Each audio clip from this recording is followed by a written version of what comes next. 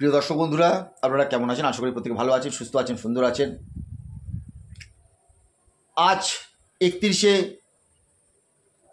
August, আগামীকাল 1লা September. আজকে আমি ভিডিওটা শ্যুট করছি 31শে আগস্ট।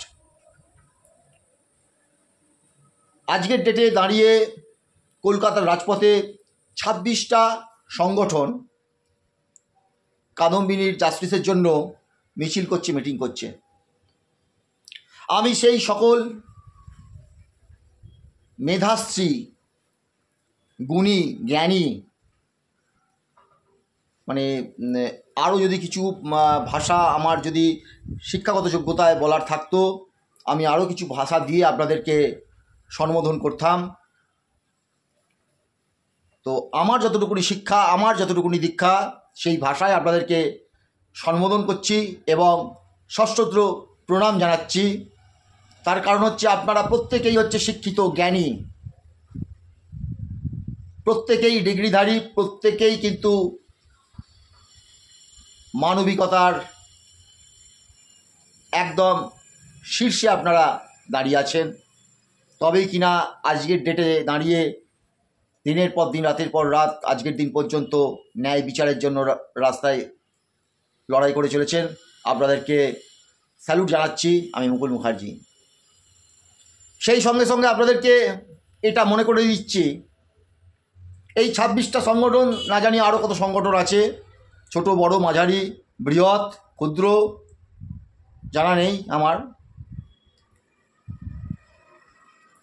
এই সংগঠনের প্রত্যেক কার্যকর্তাদের আবারও জানাচ্ছি বিনম্র সশ্রদ্ধ প্রণাম, ভালোবাসা আমাদের চ্যানেলের পক্ষ থেকে। শুধু একটা কথা স্মরণ করে দিচ্ছি বন্ধু তোমাদের, আমরা কিন্তু এই মহাব্রহ্মাণ্ডের একটি ক্ষুদ্রতম জায়গায় বসবাস করছি। এই মহাব্রহ্মাণ্ডের ক্ষুদ্রতম জায়গায় বসবাস করছি, যে জায়গাটার নাম কিন্তু ভারতবর্ষ। আর হ্যাঁ, এটাও স্মরণ করে দিতে হচ্ছে তোমাদের, তার পেছনে অনেক কারণ আছে, যে আমরা এই ভারতবর্ষের অনেক অঙ্গরাজ্য আছে, একাধিক অঙ্গরাজ্য আছে। সেই অঙ্গরাজ্যের নিজস্ব মাতৃভাষা আছে, প্রতিটি অঙ্গরাজ্যের নিজস্ব মাতৃভাষা আছে। হ্যাঁ, ঠিক আমার রাজ্যেরও মাতৃভাষা কিন্তু বাংলা, অর্থাৎ আমরা পশ্চিম বাংলায় বসবাস করি। আমাদের মাতৃভাষা বাংলা, অর্থাৎ আমাদের পরিচয় হচ্ছে আমরা সর্বপ্রথম বাঙালি। আমরা এই জগতের একটি কয়েক কোটির মুষ্টিমেয় ক্ষুদ্র জনজাতি, যে জনজাতিকে বাঙালি বলেই কিন্তু গোটা দুনিয়া চেনে। এই জনজাতির পরিচয় কিন্তু সংস্কৃতিতে,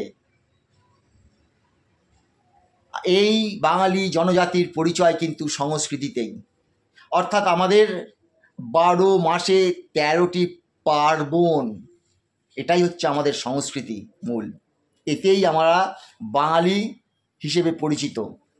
আমরা পেটুক বাঙালি, আমরা খাদ্যরসিক বাঙালি, আমরা ভ্রমণ পিপাসু বাঙালি, আমরা কত না কত বাঙালি, আমরা বিপ্লবী বাঙালি, আমরা কবি বাঙালি, আমরা সাহিত্যিক বাঙালি, আমরা কত কিছু বাঙালি। আমাদের বাঙালির মধ্যে কত কিছু না পাওয়া যায়।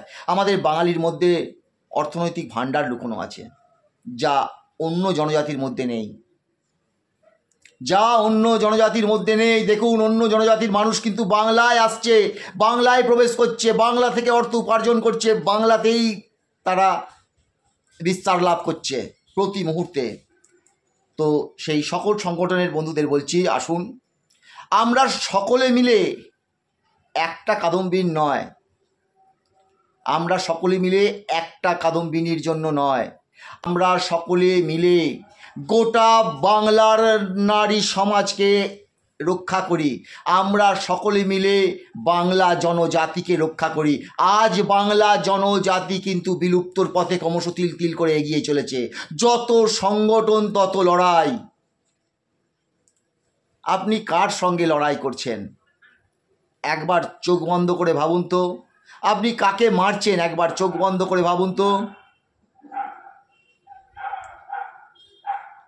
আপনি মারছেন কিন্তু আপনার আগামী প্রজন্মকে, আপনি মারছেন আপনার আগামী প্রজন্মকে। আপনি লড়াই করে চলে যাচ্ছেন, সেই লড়াইয়ের ক্ষোভের আঁচ কিন্তু ভোগ করবে আপনার আগামী প্রজন্ম। তো আসুন আমরা বাংলার কথা না বলে, আজকে বাংলা আমাদের হাত থেকে অনেক দূরে চলে গেছে, আসুন আমরা বাঙালির কথা বলি।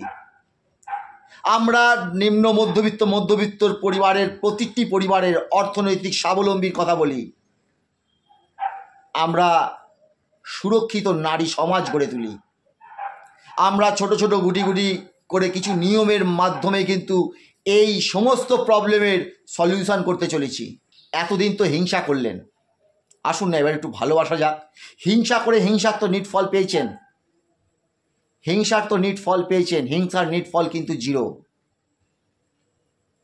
ভালোবাসার নিট ফল কিন্তু কি সেটা আমরা মুখে বলবো না, আপনি আগামী 60 থেকে 90 দিনের মধ্যেই জানতে পেরে যাবেন ভালোবাসার নিট ফল কী হয়। অর্থাৎ আপনার শরীরে, মাথায় যত মনে মানসিক ব্যাধি আছে, সমস্ত ব্যাধি তিলে তিলে মিটে যাবে। শুধু নিয়ম পালন করুন বন্ধুরা, এর বাইরে আর কিছু করার দরকার নেই। প্রত্যেকের অর্থনৈতিক স্বাবলম্বী 100% হবেন। যে বা যারা অহংকারী মানুষ, যে বা যারা তর্ক করতে ভালোবাসে, যে বা যারা যুক্তির মধ্যে বেঁচে থাকতে বলে, তাদেরকে বলবো লাইনের পাশে দাঁড়িয়ে চুপটি করে দেখতে থাকো যে কোনো মানুষের ক্ষতি হচ্ছে না শত শত লাখ লাখ মানুষের ভালো হচ্ছে। যদি তোমরা প্রকৃত মানুষের ভালো চেয়ে থাকো তাহলে সকল মানুষের পাশে থাকো, নিজের পরিবারের পাশে থাকো। অর্থাৎ নিজেকে বড় করার যে একটা লড়াই প্রতিটা মানুষের মধ্যেই চলে, ছোট হতে কেউ চায় না, কিন্তু মানুষের, প্রতিটা মানুষের এমন কোনো কাজ করো যাতে প্রত্যেকটা মানুষের ভালো হয়। লড়াই এরকমই করো, মানুষের জন্য লড়াই করো যাতে প্রত্যেকটা মানুষের, শিশু থেকে সন্তান থেকে বৃদ্ধ থেকে প্রত্যেকের জন্য ভালো হয়। কাউকে না হাত পেতে ভিক্ষা করে বেঁচে থাকতে হয়, তার জন্য লড়াই করো।